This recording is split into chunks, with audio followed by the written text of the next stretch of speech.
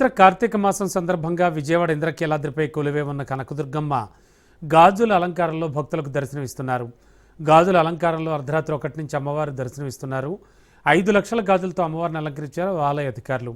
అమ్మవారిని దర్శించుకునేందుకు భక్తులు క్యూ కట్టారు. ఆలయ ప్రాంగణాన్ని కూడా గాజులతో అలంకరించారు. ఇక అమ్మవారి గాజుల అలంకరణ కోసం భక్తులు పెద్ద ఎత్తున గాజులు విరాళంగా సమర్పించారు. 3 రోజుల పాటు విజయవాడ కనకదుర్గమ్మ గాజుల అలంకరణలో భక్తులకు దర్శనమిస్తారు. ప్రతి ఏటా ఈ గాజుల అలంకరణ చేయడం ఆనవాయితీగా వస్తోంది.